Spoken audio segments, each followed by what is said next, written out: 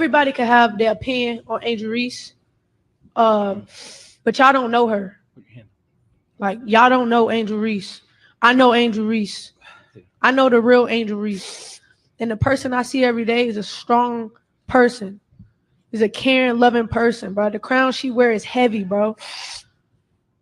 She's the type of teammate that's gonna make you believe in yourself. The leap that I took from my freshman to sophomore year, Angel gave me that confidence to go be a dog, playing next to a dog every day, and just to see how the media ridicule her, went through our problems, but like this is my sister right here, and I'm so proud of her. Like the media, y'all, how they like to twist and call her the villain and all of that. Y'all don't know Angel, bro, and I'm just happy that I get to play with her. I get to be around her presence. Her energy is different. Like she just make me a better player. She make me a better player, and that's what great players do. Tell you something. That is Every exactly what great players do. Make their teammates much better. And that is Angel Reese. We'll have a lot more on Angel Reese on a sports segment that we're going to be doing coming up.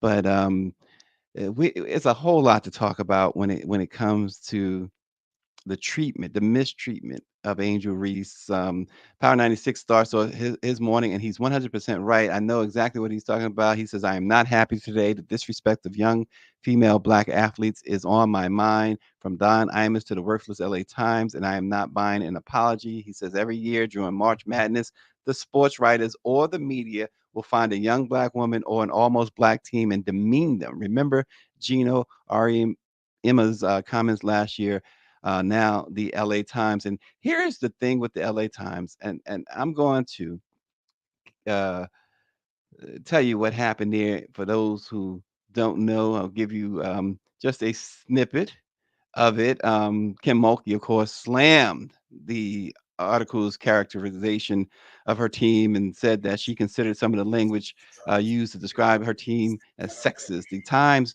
has since, and tells you how bad it was. The Times has since removed or revised the article. It says that a previous version of this commentary did not meet Times editorial standards. First of all, if that's the case, why did it go out in the first place? It has been edited to remove language that was inappropriate and offensive. We apologize to the LSU basketball program and to our readers. Kim Mulkey says you can criticize coaches all you want. That's our business. You can come at us and say you're the worst coach in America. I hate you. I hate everything about you. We expect that. It comes with the territory. But the one thing I'm not going to do is I'm not going to let you attack young people. And there were some things in this commentary, guys, that you should be offended by as women. It was so sexist, and they don't even know it. And the piece was written by UCLA beat writer Ben Bulk, who, who starts off on the first line as saying that this contest between LSU and UCLA, which happened a few days ago, goes well beyond school allegiance. He himself admits this morning that or yesterday, I should say, that he failed, quote, failed miserably with his choice of words, and he wanted to apologize. The piece, Austin Cooper is with us, as you can see, referred to UCLA as America's sweethearts and milk and cookies. It referred to LSU as dirty debutantes and Louisiana hot sauce. This is where he gets this is what he's moved to write when folks, and we're going to talk about this a little bit later in the program. Um, we have the women's final four is set, and everybody's talking about the women's final four. The men's final four is set too. No one is talking about the men's. And this is what we get from the Los Angeles Times. I'm telling you, folks, it doesn't matter. The Los Angeles Times, the New York Times, the Washington Post, the so-called mainstream media has been showing you better than they can tell you their racism, their sexism. Um, Mm-hmm. this is why you have the black press, Austin. Absolutely. Stacey, I don't write anywhere near, the levels of, Stacey Brown or Misha Green or Nitro Luckbarn with the Washington Post, with the Washington Informer, or any other of our, black publishers. Nowhere near you all's level. But the writing that I do, um, I think about it. I review it, myself several times before sending on to Misha. I've had you edit some of my pieces, certainly Denise.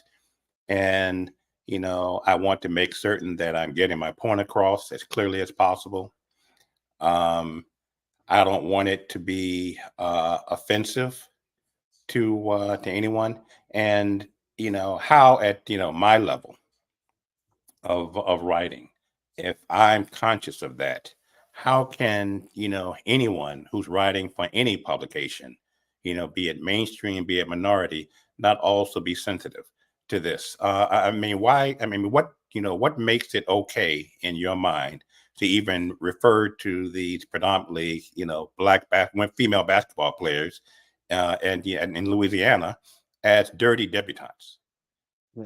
Because Um, Ben is back there. I'll tell you what makes, because Ben is back there fantasizing over Angel Reese and Flo I was J. gonna go there. Yeah, Johnson and it's those. almost That's what it yeah, is. almost like a porn mentality that Right. he's writing, Louisiana writing hot from. It's sauce. offensive. How do you? I mean, how are you attacking young teenage females in this manner? And then when you're called on it, you apologize. The damage has been done.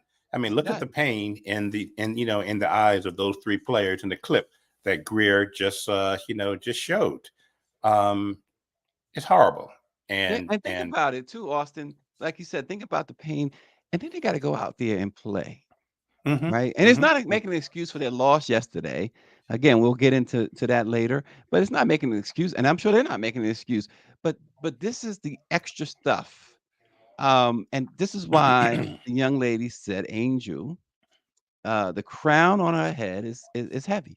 hmm hmm hmm It's Yeah, just a great example because the LA Times piece wasn't the only hit piece, wasn't the only hmm disgusting, racist, sexist thing that was. I mean, how do you get? He's talking about he's tried to put something together that was clever or whatever. There's nothing clever. nothing Louisiana clever. hot sauce, Yeah, yeah, dirty completely. debutante. What was he? Exactly, exactly. What was he dreaming about? What was he Exactly. behind His his mind was in the computer? gutter. His mind Right, was right. Did he have in his the pants gutter with on when he was sitting at fantasies. his computer? hmm Yeah, yeah. No, it's just and I mean, I'm sure he has a mother. I'm Right. sure he has a wife. Perhaps he has a sister, probably a daughter. When you write this, how do you not put your own, child, uh, and his child may grow up and want to be a basketball player, a college basketball player. Um, and would he be comfortable with anyone, Mhm. attacking or referring to her as a dirty debutante or white trash debutante, since his daughter would, is white? He would not. So what makes you Mhm. think it's Or some sort okay? of hot sauce. Exactly. So what makes you think it's okay to attack anyone's daughter? Yeah, it's just this is what just and folks got all came out, twisted up, and black folks too last week when I was talking about Ice Cube and his $5 million offer to Caitlin Clark, and when I said, "What about Angel Reese?" Right? hmm hmm Um, hmm and when I said, "What about Angel Reese?" The thought is that there are black star athlete. She's not a senior, as they pointed out, right? She's got another year at LSU if she so chooses. But the point was that they're they're in it together. These folks are in it together. We need to be together, right? Absolutely. Absolutely. Unified. Absolutely. And Power 96 is right. All he had to say was the Bayou versus the West Coast. He could Exactly. have said something like Tinseltown, versus the Bayou or something of that nature. He's absolutely right. That was not And offensive as and Mike just sexually said, suggestive. right. don't they have an editor, Mike V says, who looks over the articles before they are published? Certainly the LA Times has editors. They still have copy editors. This thing went through the channels, believe me. It went through. Mm-hmm. Mm-hmm. Mm-hmm. And David says I it's just that want to ice stay water. strong. Like, I've been through so much. I've seen so much. I've been attacked so many times. Death threats. I've been sexualized. I've been threatened. I've been so many things, and I've stood strong every single time. And I just try to stand strong for my teammates because I don't want them to see me down and like not be there for them. So I just want to always just know like I'm still a human. Like all this has happened since I won the national championship. And I said the other day, I haven't had peace since then. And it sucks. But I still wouldn't change. I wouldn't change anything. And I would still sit here and say, like, I'm unapologetically me. I'm gonna always leave that mark and be who I am and stand on that. And hopefully the little girls that look up to me and hopefully I give them some type of inspiration that, hopefully it's not this hard and all the things that come at you, but keep being who you are, keep waking up every day, keep being motivated, staying who you are, staying 10 toes, don't back down, and just be confident. Yeah. You know, a moment that should be, one of the happiest of her life, winning the national championship. Yep. I mean, isn't that the goal of every male or female, certainly college basketball team, professional basketball team to, win the championship? And I mean, look at her. She's a kid.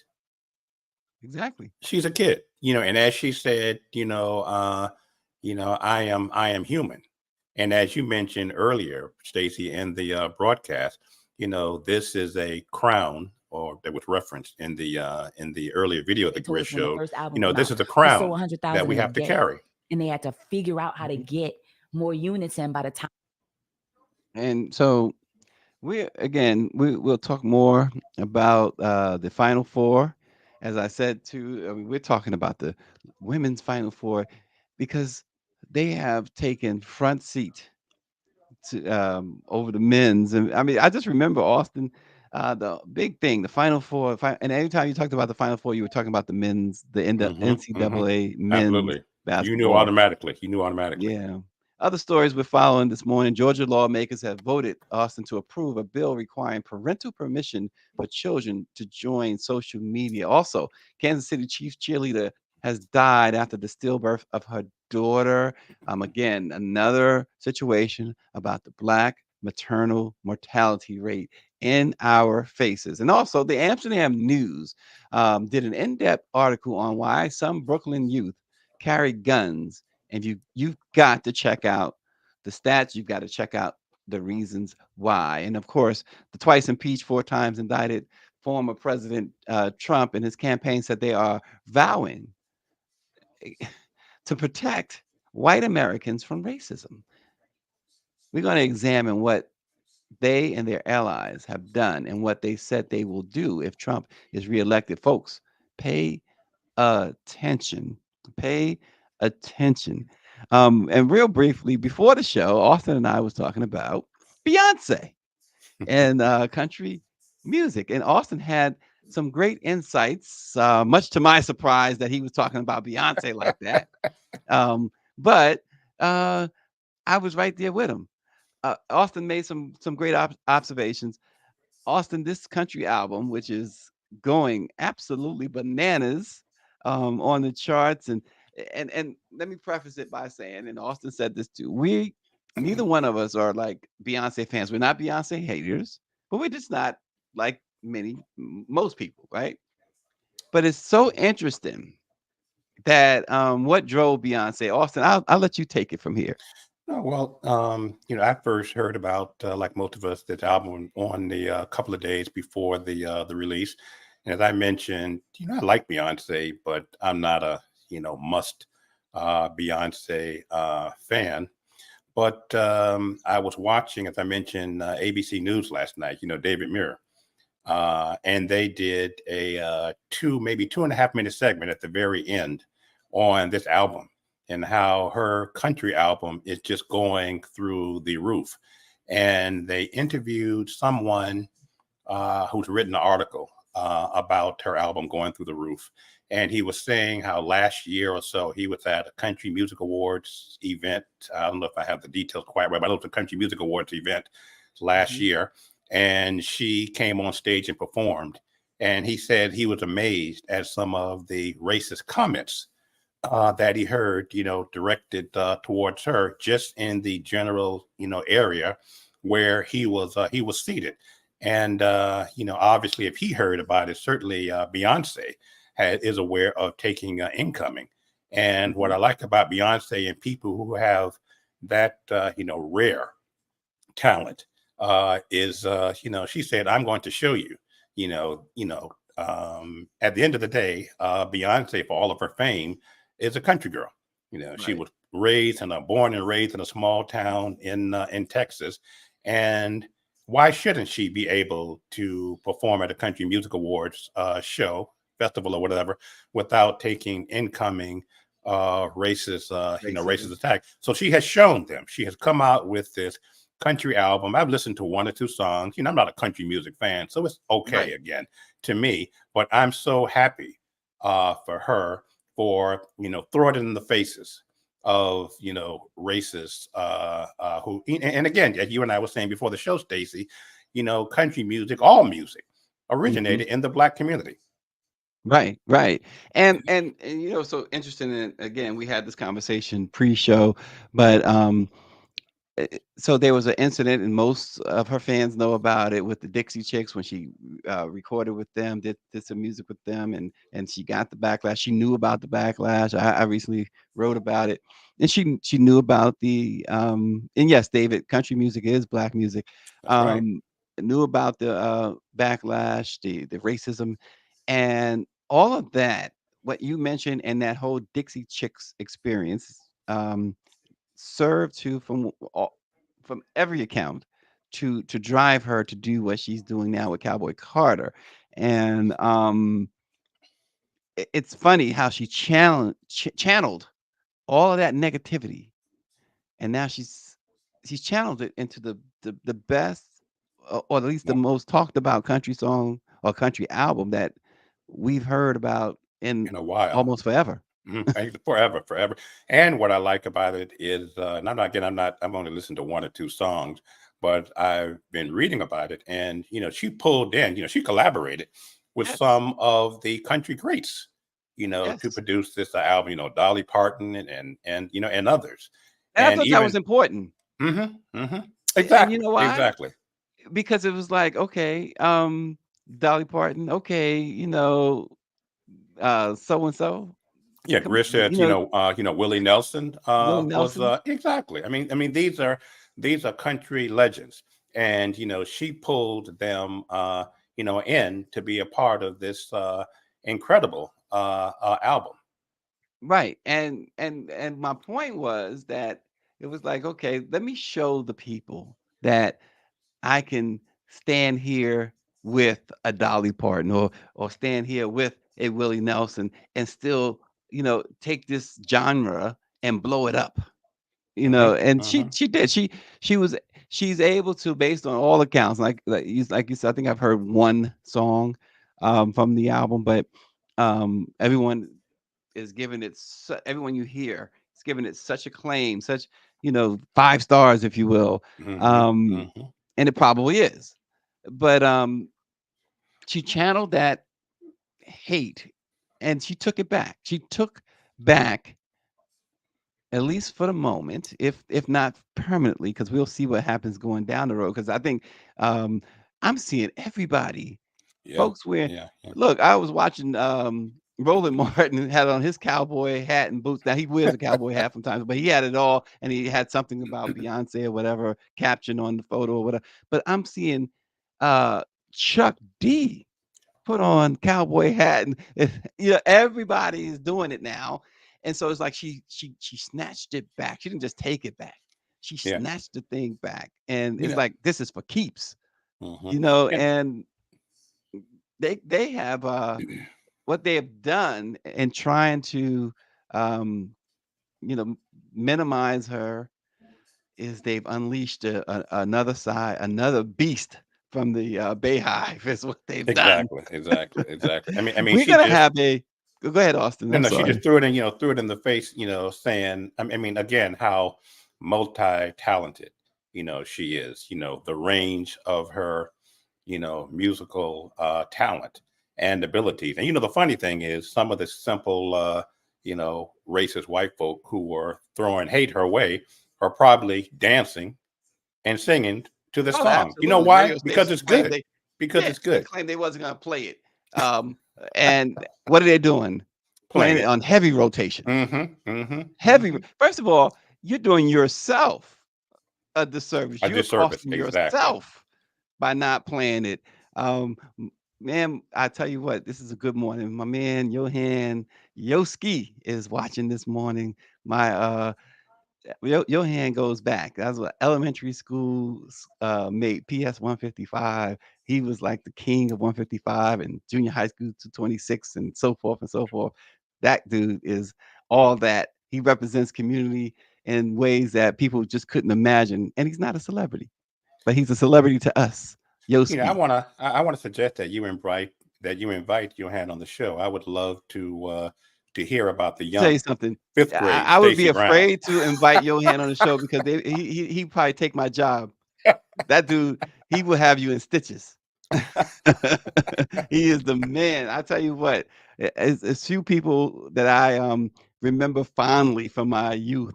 Like I do, like Johan, his buddy, him and Sean Leonard used to hang out together. Sean went to the military. Sean left us a few years ago, unfortunately.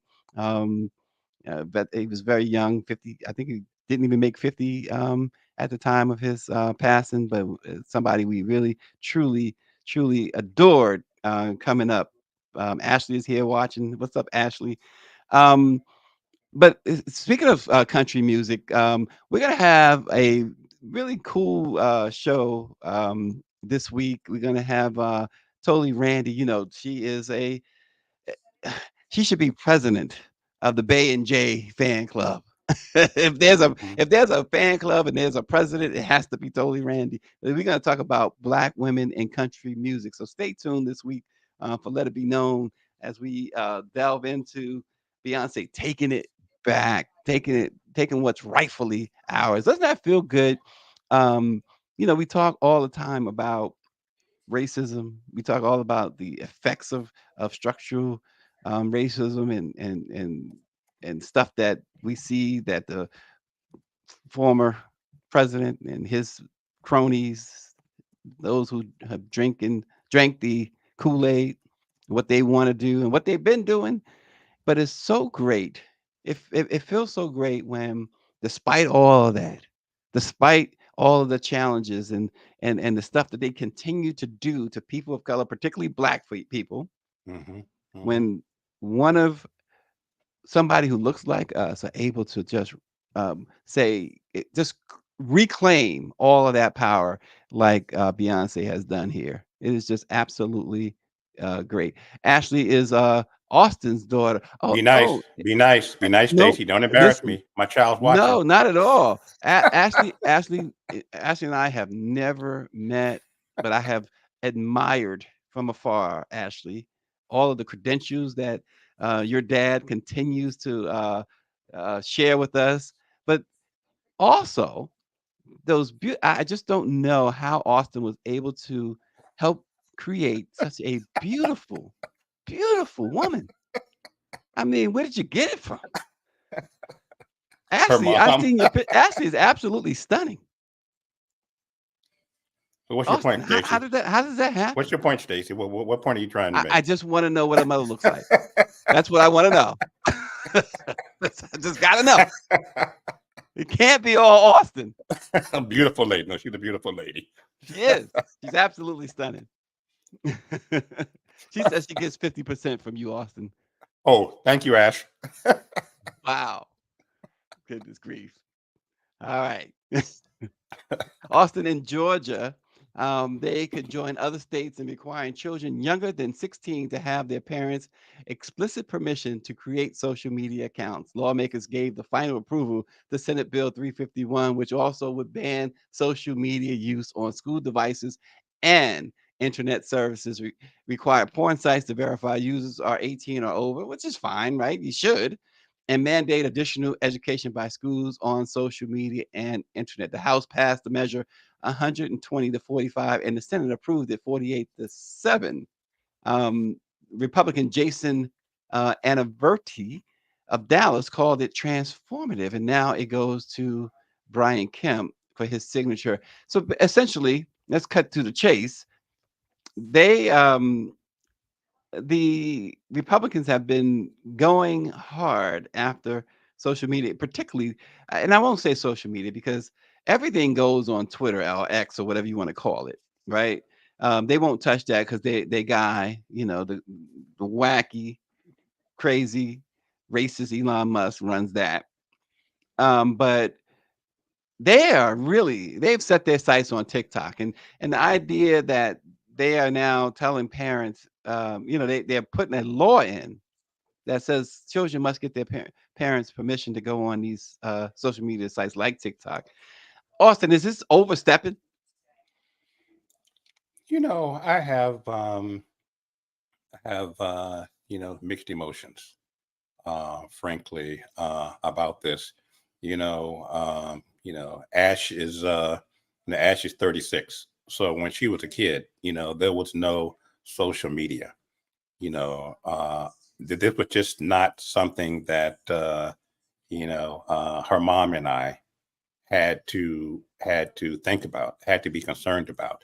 This is a completely different environment. There were so many more influences, many of them negative, Mhm. on our young people that again my ex and I did not have to be concerned about when Ash was a kid. So I do think that there needs to be that these social media, X and some of the others, Instagram, need to have better control over the content that can be shown to to young people. I mean, they're going to find it anyway. Yeah, they're gonna. Yeah, Yeah, I mean, they really are going to find it anywhere. There's a will, there's a way, especially in this age of social media. But this is for all of the good of social media. We have to recognize that there is a lot of bad and a lot of negative influences.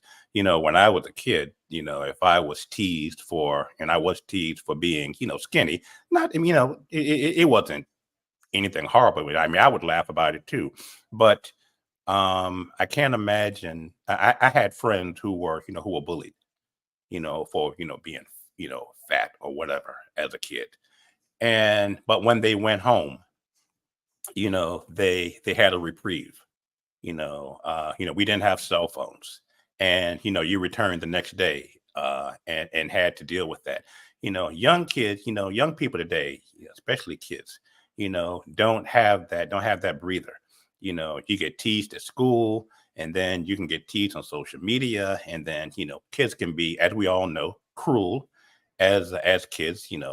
Cracking on someone's social status, cracking on someone being from a single parent household, and the pressure on kids again is unlike what I had, parents in my age group had growing up.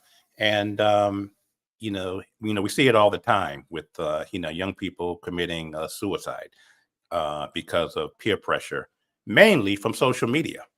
Mhm. So again, I have mixed emotions. I do think, I'm thinking, would I have been comfortable with actually being on social media before a certain age? I mean, I would have had concerns, and I would have wanted to have, that kind of control on the content that Ashley was seeing as a kid. So, yeah, I get it because the the mixed thoughts on it I have as well. Danielle Pierre mentions that Florida is doing the same thing. They have a similar bill. Um, Greer asked this question. She says, if we could go back and do this early on, would we? Actually, you used to have to get some parental permission back in the day when they asked age. They were parental controls. She says she put blocks from porn on her kids' phone when they were Absolutely. teens. Absolutely. Better. She says, in fact, she used Teen Safe. Better late than never. Never. But here's the thing. Um, while I don't have a problem with the fact that you need parents permission. I also don't want the government telling me how to raise my children. Every time I think of that, also I think about Claudine, the movie Claudine. You remember that movie Hmm. in the 70s.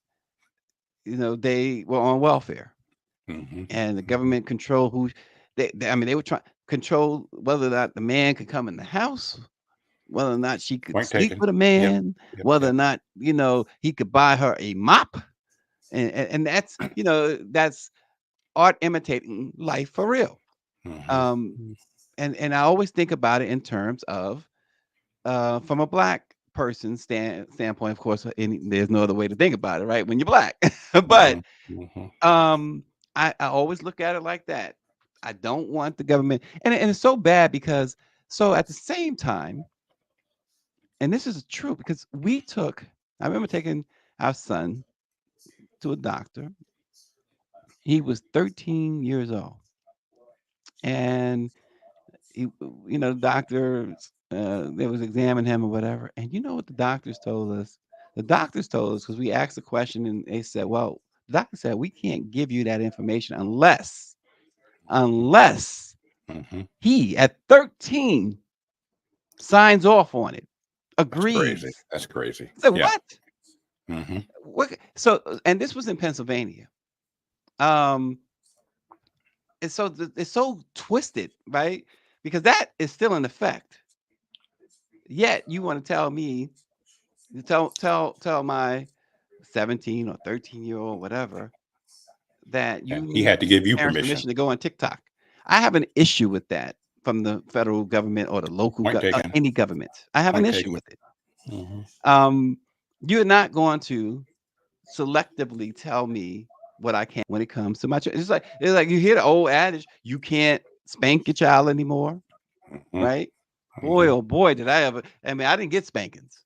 I got whippings, Yep. Yep. Yep. right? Yep. Yep. Yep. And then sometimes I got whoopings. Hmm. Hmm. so, Hmm. um, so the bottom line is something like this. I would rather lawmakers figure something else out that's more important, right? This idea of them spending all this time and effort putting together a bill, going through committee, and then bringing it to floor, and then voted in the House, and then voted in the Senate, and all. No, it's a waste of expenses, a waste of taxpayer resources to me. Go figure out reparations. Hmm. Hmm. Go And figure out something more important. and this is the That's how I same. see it. This is the same. Largely racist and backward thinking Georgia state legislature that at the same time they want to put on these controls. They want to limit, uh, put severe restrictions on young people voting. Right. And And, and and they're look what Mike V and they're said targeting often. black people. What did Mike Black say? people. Look what Mike V says. He says, interesting, we see white folk giving their kids firearms and at an Yeah. early age, and no permission is needed there, though. Yep. So Yep. figure Point that taken. out. Figure out Yep. gun violence in America. Figure out that. Hmm. They don't want to, Hmm. but they want Hmm. to tell. And believe me, you see again a law like this, and you got to look at the big picture. This is what we've been talking about in this program forever now. Look at the big picture. Look at what's going on with these laws, these racist laws.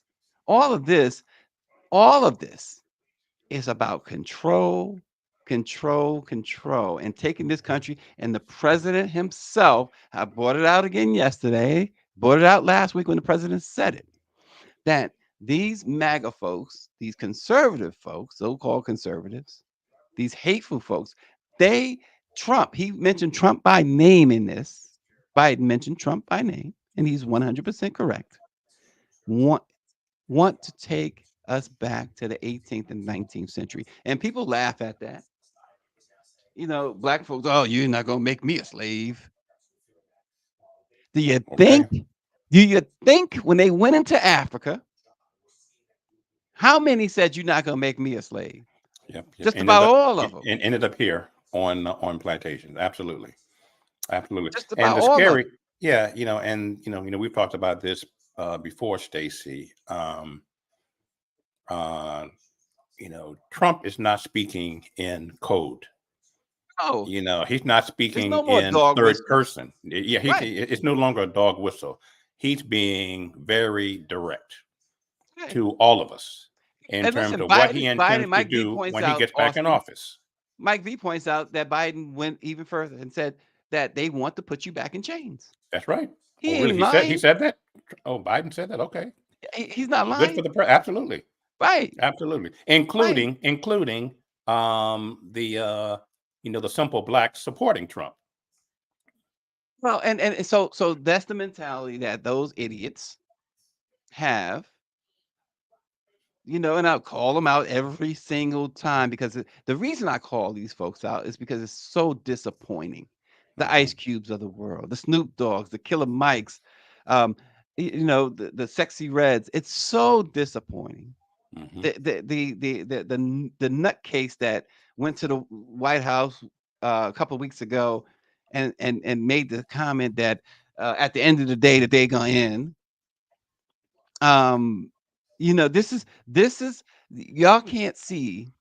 Not only can't you see the forest for the trees, but you can't see anything past. You know what? I'm a celebrity. I got money. Mhm. Dude, woman. That is something that they showed Kanye. Remember Kanye? Oh, I'm a billionaire. I'm a billionaire. Next day, he was no longer a billionaire. That's right. That's right. They can take that away. And this is the point. You gotta wake up. Again, folks, we're not endorsing anyone. We don't do that. I cover politics, don't get involved in it on that level. But when you got a threat, I mean, a true threat. Forget about democracy, right? Everybody says, "Oh, democracy is at stake," and that's true. We black folks got a much bigger concern than democracy, Austin. Exactly. Exactly. And most of the white, like this white billionaire who helped bail out Trump, with his $175 million payment yesterday. Whether Trump's in office or not, he's going to be fine. It's really going to be us, black folk who are impacted. I was smiling last week. I was watching the show, and you and Greer showed a clip of a young black, young brother who was, at a Trump rally, at a Trump event, and these, white MAGA supporters are, calling him the N-word and Right. surrounding him. You remember that segment you all Yes, showed last week? absolutely. I mean, it's And crazy. give It's Greer the crazy. credit when it comes to clips Yep. because when something blows up on the clip thing, I want her to get all the smoke, not me. She can handle it. But you know what she said, Austin? That when you started talking, I started laughing because it was not about what you were saying because you were saying something serious. But I said we don't endorse. She goes, and I will not endorse or pay for my grown children to watch porn. Go, Greer. See, Greg got issues. Y'all don't understand. She got issues. This is the woman who said that why she won't give a white homeless person $1 or something like that. She, Greer is gangster. I know you can't give the white man $1. He over there hungry. He hasn't eaten in a long time. She's like, no. Greer's like, nope, won't. She's militant, man. Can't be messing with her. But Bobby Henry is saying that I'm going to play the devil's advocate here for a second. If the parents don't raise the kids, then who will? Well, we see too much of that anyway, right? And that's an issue that this world, not just black folks, by the way, But the world in general has had this issue for a long time, letting kids raise kids. Hmm. That's And a good point Bobby's making. Yep. yeah, she see, this is what she says about the white homeless man. She says him wasting his white privilege is none of her business. See, I tell you, I can't mess with about Uh, Austin. can you, But you can't even touch that. I no, mean, I can't touch it. I can't touch. I can't because I've talked to her about it, and one thing you're not going to do is it's you're not changed going to career on change this. her on Nope, that. nope, nope. You're not going to Mm-mm, change her on that. mm-mm. She She's feels like consistent. if he wastes his white privilege, it's not her problem. So she feels like if a white person's homeless, they either wasted it or they are wasting their white privilege. Hmm. So, Hmm. but this is how we are conditioned. Even if you don't believe that, this is how we are conditioned to understand. I just got to say, I mean, that would be a great title for Greer's book. I don't know if she's ever written a book, but that'd be a great title. Wasting his white privilege. Wasting his white privilege. How about that? Power 96 says, I thought I was bad with my three white friends. He got three white friends, by the way. And they all eat crawfish. But he said producer Greer is gangster. And David Yeah, says that don't be they endorsing Greer here. Talking that's about right. that. That's right. David says that's actually very profound. It is. It And is. It David is. is very a critical thinker, and he says that. Yeah, but my brother Bobby and my homeboy makes a very good point on the need for parents to do a better job of raising their kids. And again, as we talked about earlier in the segment, it's a lot harder, in my opinion, being a parent today than it was 30 years ago, 36 years ago, raising Ash, primarily because of social media. But that just means you have to work even harder. I remember being a kid in the 70s, and there was a show called Maud. You remember Maud? Yeah. And my dad would not allow us to watch it because it was too much adult content, and that was it. Mm. There was no That was I mean, it good was not a time spent off democracy. from Maud. Yeah, exactly. Wow. Um yeah, well, listen. This the problem today, one of the problems today that makes it even tough is prices, cost. Um things are just to the point where there is not only do you have both parents having to work, but in Yes, some cases work each of them are working two jobs two jobs. to, Yeah, as they say, yeah, make ends yeah. meet. um Mm. that's another issue. And the issue too is when you go to schools now, we are fortunate, my wife and I are very fortunate that the two girls remaining in school, um the other ones are long past school age, um they are honor roll students, right? But here's the thing: we go to parents teachers meetings, we go to school events, we stay involved, and the teachers tell us all the time those students that get the bad grades, the failing grades, are struggling to get by, the parents are nowhere to be found. Yeah, it's And just that sad and unfortunate. and that's because, and that is in part because they are working, like I said, two jobs, three jobs. You got the 11-year-old raising the 10-year-old at Hmm. home. Hmm. Hmm. Um, Norman says that this is likely to become another issue before the Supreme Court as other states adopt similar policies. Um, yeah, we're seeing a pattern. We see what's going on in this you know MAGA country that we are in, and we're going to get into that in a minute. But let's talk about this. This is a topic that um, is really it's so bothersome. Every time we talk about this, there seems to be. I just get more and more bothered by it. So, a former cheerleader, Kansas City Chiefs, passed away of sepsis after the stillbirth of her daughter, Chrissy Anderson. She was just 40 years old at the time of her death. A GoFundMe was set up in her memory and detailed her heartbreaking story. According to the GoFundMe, she sought out hospitalization during her 21st week of pregnancy. And despite the trauma of losing her baby girl, Charlotte, during childbirth, she fought on. It also explains how she fought sepsis, but ultimately it led to organ failure and then her being put on life support. It says that Chrissy underwent 3 surgeries, but the source of infection remained elusive. In the early hours of March 20th, surrounded by her devoted family, sweet Chrissy passed away. Her husband, Clayton William Anderson, said he talked about the pain he experienced since his wife's death. He says, I feel lost. There's a lot of people in this house and it feels empty. She was an absolute force for good. She made every room just light up.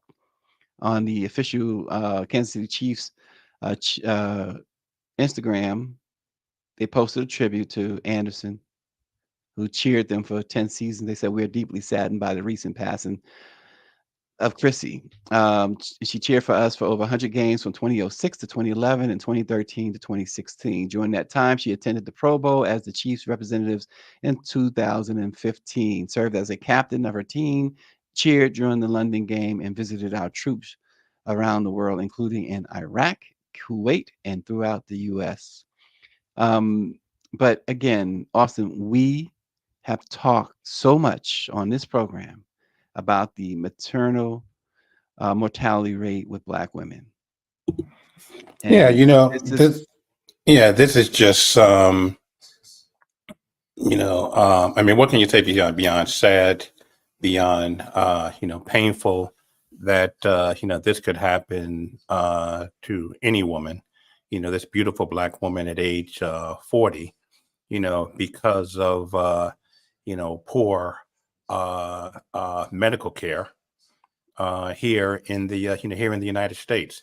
We're not talking about India or parts of Africa. We're talking about what is supposed to be the most developed nation in the world, and someone along the way in her medical care treatment throughout her pregnancy was not doing his or her job in terms of counsel for her.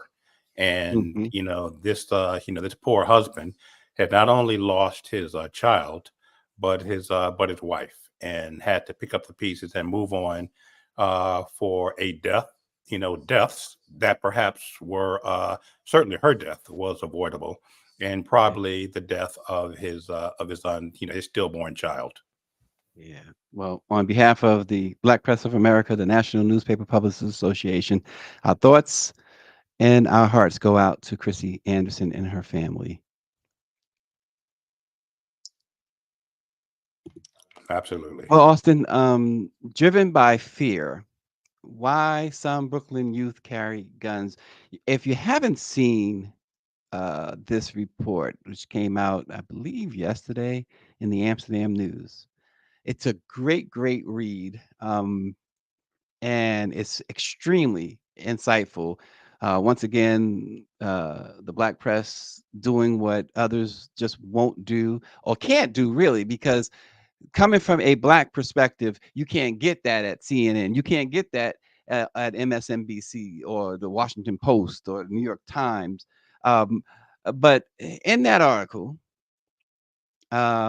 they say all these systems are basically failing these kids. That's how Elise White of the Center for Justice Innovation summarizes the structural failings that underlie the high rates of gun violence in New York's historically undersupported neighborhoods.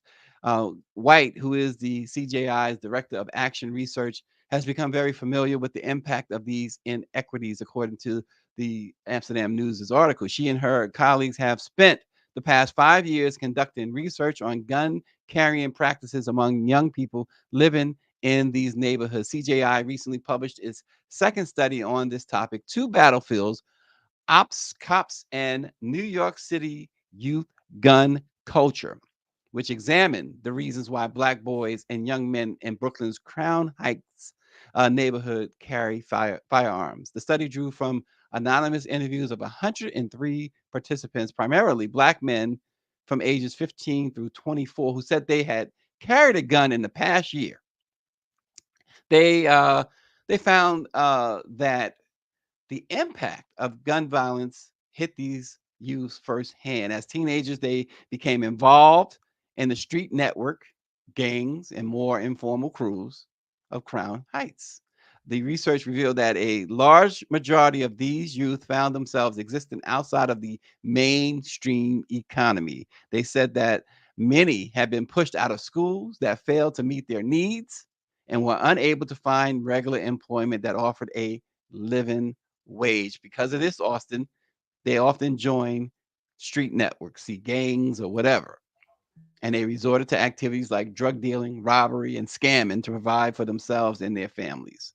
Austin, this is a problem. According to the study, 75% of participants cited fear of their own death as a reason for carrying guns, while 72% cited fear of harm to their families.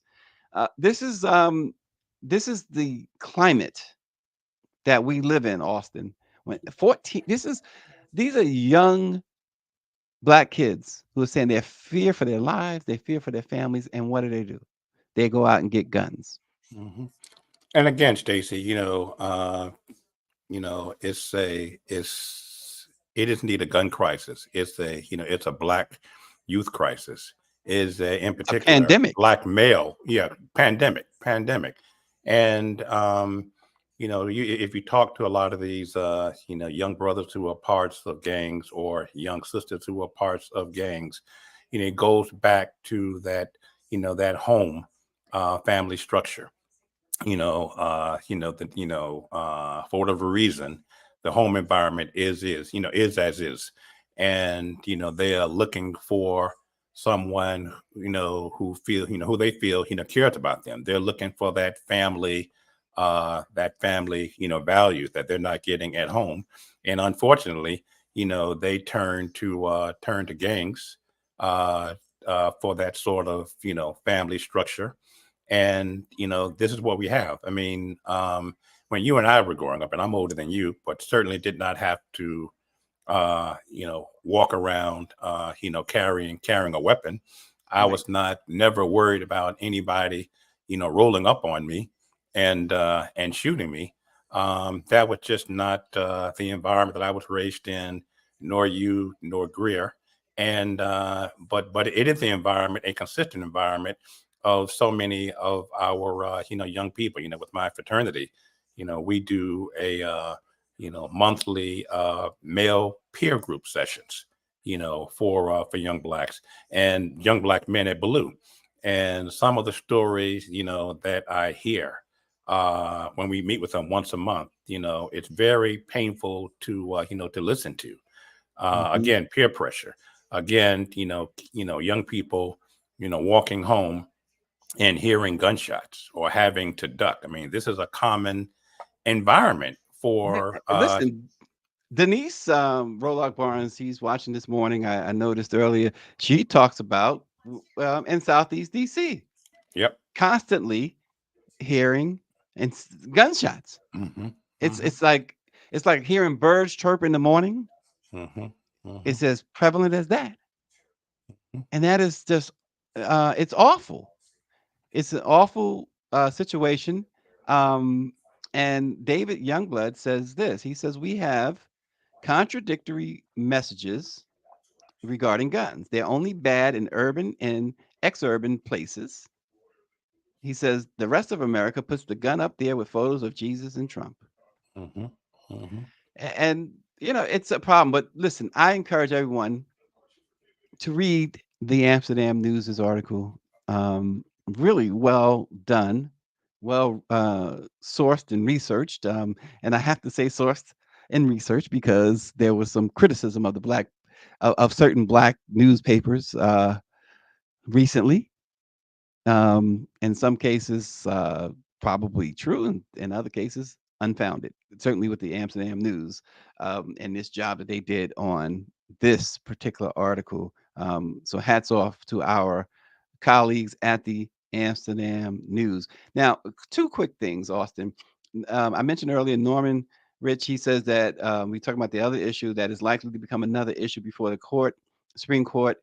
And then Bobby Henry had said this, and this is I'm saying it because it's a segue into what we need to talk about.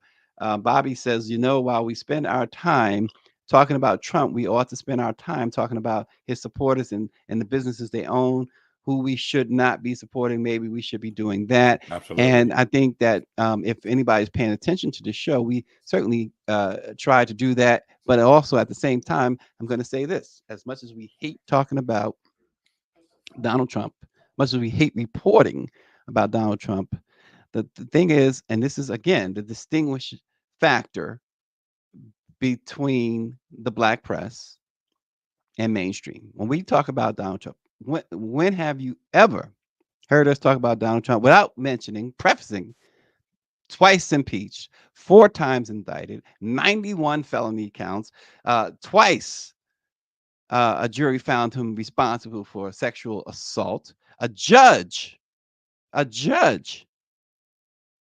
the bench called him a rapist, and he was found responsible for, quote from a judge, massive business fraud. See, I think I say all that to say that as this election heats up, we can't, unfortunately, ignore this indicted individual. We can't ignore this individual who, because of his actions, 6 law enforcement officers died as a result of the January 6th insurrection. Because of his actions, people have been emboldened to don their Klan mask again. Because of his actions, the Fearless Fund, which supports Black women small businesses, is not operating. Because of his actions, you have affirmative action tossed in the trash. Because of his actions, DE&I has become a hate word. So with that, Austin, if this guy returns to the White House, he and his close allies, it's been revealed that they want to dramatically change the government's interpretation of civil rights era laws to focus on anti-white racism, rather than discrimination against people of color. Well, why does it matter? Well, Trump's Department of Justice would push to eliminate or upend programs in government and corporate America that are designed to counter racism that have long favored white folks. Targets would range from decades-old policies aimed at giving minorities economic opportunities to more recent programs that began in response to the pandemic and the killing of George Floyd, which so many people conveniently pretend to forget. Trump's campaign spokesperson, Stephen Chung, said this. He says, as President Trump has said, all staff, offices, and initiatives connected to Biden's, quote, un-American policy will be immediately terminated. Un-American policy to them is any policy that tries to give Black folks and people of color a an chance. even playing ground, right? And they've had a flurry of lawsuits.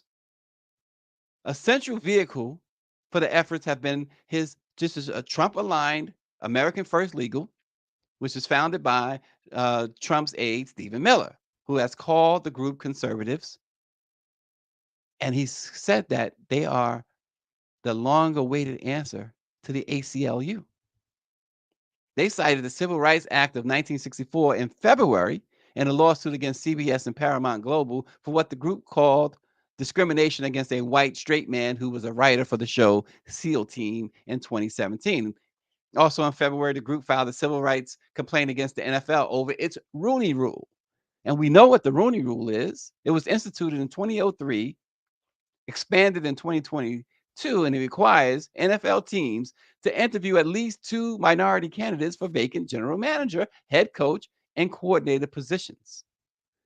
And American First argued that given the limited time frame to hire executives and coaches after the season, this results in fewer opportunities for similarly situated, well qualified candidates who are not minorities. Is a bunch of crap because they just recycle the same white coaches over and over again.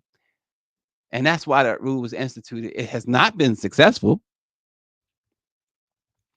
They want to, and they did. They successfully blocked the Freedom Fund, as we talked about. And they are doing so many other things. What they want to do, and they have the Heritage Foundation, their Project 2025, which says that they want a complete end to anything appearing to be affirmative action. And Austin, when they say appearing to be affirmative, that's anything. We talked about the guns, right? What are they looking for really, Austin? They're looking for, I'm going to answer the question. They're looking for a civil war. Because you take away the jobs, they want to take away the schooling, and they want to arm people. What are they looking for? There is a movie that's come out or that's coming out that talks about a civil war in 2024, and the premise is it's Trump. I mean, imagine if this guy gets back in January of next year, how different America will be in 4 years.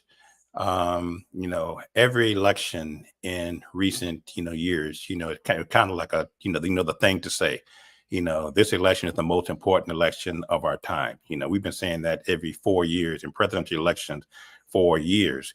It was certainly so in 2016 when Hillary was was running against Donald Trump. But I don't think any of us imagined that how much America would change in terms of the acceptance and the okayness of white racism in 4 years, much less 8 years after Trump first came on the political scene. I believe everything that you just said, and which is why, to me, it's important for us to get out and vote in mass numbers. And what frustrates me about Republicans who are no longer supporting Trump, including me, folks in his cabinet, is they are still too silent for me. What I need Nikki Haley to do is to put aside her political differences and to go to the White House and endorse Joe Biden. That's not going to happen. And I'm afraid at the end of the day, for all of her talk, as you just said, she's going to end up endorsing Trump. And you can endorse Trump by not saying anything, by just not coming out and endorsing Biden. In this election, if you don't endorse Biden, you are endorsing Trump. George W. Bush should have gotten this what out of Crawford, Texas, and been at Radio City Music Hall last week with President Biden. Thinking the Clinton. Same thing. I mean, why wasn't he there? Right. I mean, Trump over the years has trashed his late father, George H.W. He has certainly trashed George W. We all remember how he destroyed Jeb Bush's political campaign in the first debate, calling him low energy Jeb. I mean, after he gave him that nickname, it was over. I don't understand. Liz Cheney needs to endorse Biden. She said the other day, which I kind of half agree with, something along the lines of, we can have, America can recover from bad policies. We cannot recover from losing our democracy. Liz Cheney needs to go to the White House and endorse Biden. That's how much is at stake. Put aside your political differences with the president and go and endorse him. Because if not, a year from now, America's going to be vastly different. Certainly 4 years from now, America's going to be vastly different under a second Donald Trump term. And Donald Trump, he left office almost 4 years ago. Next time, he's not going to leave. Right. Thank you. He's not going to leave. He's not leaving. He's not leaving. He has promised that. Yeah. He is not leaving. You will have, in his own words, and that is a big thing that even white folks need to pay attention to. That he said that he would be a dictator on day one. He's also openly questioned the term limits. And you can't. People say, well, he can't do that. Yes, he can, and he will. He's got the Supreme Court in his back pocket. He still has many federal judges. And just yesterday, in fact, the special counsel, Jack Smith, complained again about how Judge Eileen Cannon is trying to throw the case against Trump. So this guy has rigged the system, and he has come out and said, if by some chance he loses, there will be a bloodbath. He said, Yep. This is a guy who is. You gotta when do folks get it? Wake up. When someone continues to tell you who they are, when are you going to start believing them? And with the bloodbath comments last week, he gave that in a speech to some auto workers or something. And when the backlash came about him using the word bloodbath, then his defense was he was talking about tariffs on cars coming into the U.S. I mean, why would that? Yeah, that'll be a problem for a lot, most Americans. But why would that be a bloodbath? He knew exactly what he was talking, what he meant. He wants Civil War shot in the streets if they are found to be shoplifting. Yes. And he specifically was talking about black people. But this is the people this is why you can't, you might be an Ice Cube fan or Snoop Dogg fan or Killer Mike. You can't support them. You can't support their nonsense. Look at these idiots here. Right. Look, he didn't even know the girl. He said he didn't even know her. The one that died. Yeah. Said that at her funeral. At her funeral. How do you go to somebody's funeral and say you didn't know them? And they talk about Biden's mental capacity. Thank you. And he still insists, and his crazy supporters insist that somehow Obama is in the basement of the White House pulling all the strings. This is the junk that you hear all the time. You remember when he was president? I was on his Twitter account, and I was amazed at how many tweets he was doing in the middle of the night. The president of the United States in the middle of the night tweeting nonsense. And on Easter Sunday, he tweeted, or whatever you call X, whatever you call it now, 77 times. Yeah. In one day. Awesome. Nonsense, attacking judges, attacking Biden, attacking Obama, the children of judges. How is he selling Bibles? He's selling Bibles. He's selling sneakers. It's people have to, outside of America, they must think that this is some sort of reality television show gone wrong. Yep. And Senator Warnock came up with such a great response the other day on one of the news programs, and he said, the Bible does not need Donald Trump's endorsement. Oh my goodness. So by the way, Austin, Mike B was wondering, and I'm wondering the same thing. He says you've been spending some time in Africa recently. It makes him wonder if you're planning your escape after November. The thought has crossed my mind, in all honesty, of dual citizenship. Mike, you called it. Yep. And I I honestly don't know that if Trump gets back in, I've thought about it. Not completely relocating, but certainly spending, more time in Africa. 2 or 3 months out of the year. I would never completely relocate, But Mike, you're right. The thought has crossed my mind. That's how fearful and disgusted I am of what's going to of what's going to happen. Well, as Greer said, you can't say that you're not a cult member if you're buying Bibles from Trump. Thank you, Greer. Thank you. Thank you. And that is point blank. That is it. You this is, I've been saying it. I know Barrington has his what do you call him, Orange Jesus or whatever he calls Trump. But I've been and I think, is it Mike who says Tangerine Tyrant? But he's Jim Jones the second. Everybody's drinking that Kool-Aid. Everybody in all his followers. And if this guy took them into the desert somewhere in Guyana, wherever Jim Jones went, they would follow. And if he spiked their Kool-Aid with cyanide, they would drink it. There's no question about it. You remember during COVID, he told folks that if you inject yourself with bleach, Right. it will protect And you then from some COVID. did it. And some did it. Some really did it. And they're not here to tell you about it. I mean, it's just that simple. Yep. I mean, come on. That is as cultish as you will see. That is ridiculous. You are that much of a peasant idiot. follower. Yeah. I mean, you can go to Barnes and Noble up the road and purchase a Bible for $10, Old Testament, New Testament, maybe $15 tops. What makes you so crazy? And that's crazy. I mean, because you're a cult member, to pay $60 for a Trump Bible. Mhm.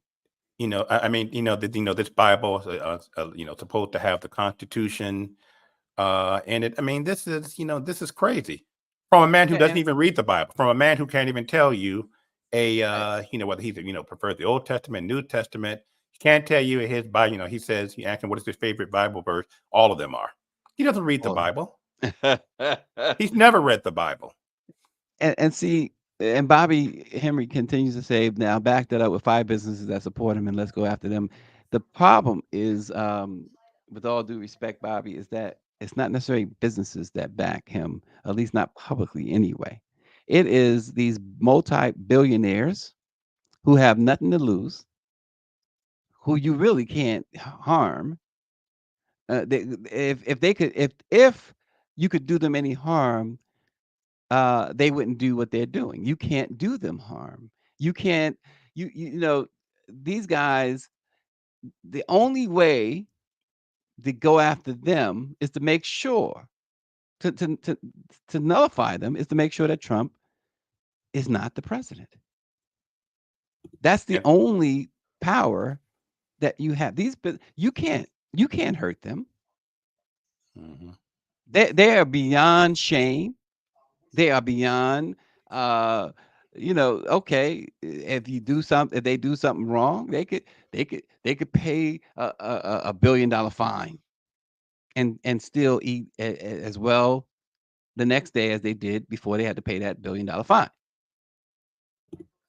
And how are evangelicals, supporting this man to the degree Because they can. that they are? I mean, it's just because they can.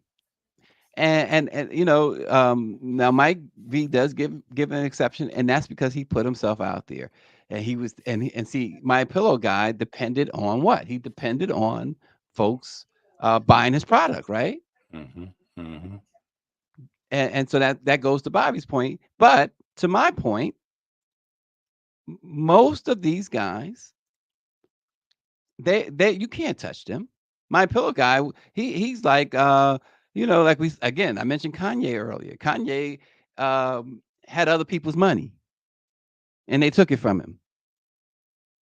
I think it was Greer who made the point before, like the reason, well, not that he's done anything wrong, but the reason you can't touch a Jay-Z is because Jay-Z has Jay-Z money.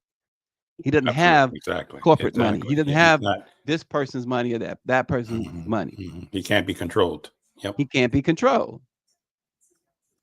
So that it's a difference.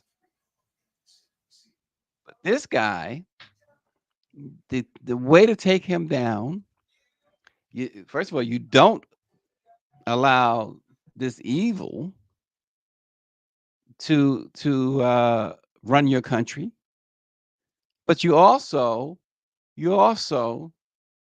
get behind, instead of worrying about, again, with all due respect, instead of worrying about the businesses that might support him, because again, these are not necessary businesses, but as much as they are entities, but get behind Alvin Bragg, get behind Fonnie Willis, get behind Jack Smith. And that's the answer. And Yep. then when you get behind them, maybe you get this guy behind bars where he probably belongs. Certainly, you and I and Greer would be behind bars, and Mike and everybody listening would be behind bars if we had done, one of the things at the end. I mean, can you imagine standing before, and I know we're running out of time. Can you imagine standing before a judge, or being in a courtroom with a judge and going out and attacking the judge on social media, attacking the judge's family on social media like he consistently does, despite Even with gag the orders? gag order. With gag orders. I mean, throw him in jail, because it's not good for. And that's the thing. If Trump gets back in, we were already seeing with how the court system is treating Trump, that there is indeed a two-tier judicial system in America, one for blacks, and I won't even say one for white, one for Trump, because white people couldn't get away in a courtroom with half of the nonsense that he's getting away with. Yeah. Shonda H says, people will show you what they are really about by who they choose to support or align themselves with, especially after information is readily That's right. accessible That's in right. this Yeah. day Yeah. and age. 100%. And Greer says, I wouldn't be surprised if he changed some of the books in the Bible like they did in slavery times. Wow. Isn't that something? Wow. Wow. Well, folks, the Final Four is set. We're going to be talking about that as the days go on this week. We'll probably be talking more about the Final Four tomorrow. As I mentioned at the top of the show, it's funny how things have changed, and it's amazing, I should say, how things have changed, because we are really focusing more on the women's. It's been much more exciting than the men's side. You hear almost nothing about the men's side. So we're going to test you guys a little bit later this week on who is in the Final Four on the men's side. We already know about the women's, but we're going to talk about both coming up on Let It Be Known. Thank you so much for tuning in. Power 96 assures us that his three white friends are not voting for Trump. Austin, we appreciate you. We Always, brother. Appreciate Ashley. Ashley, 50% of Austin. Isn't that something? Thanks for watching, everybody. We'll see you tomorrow.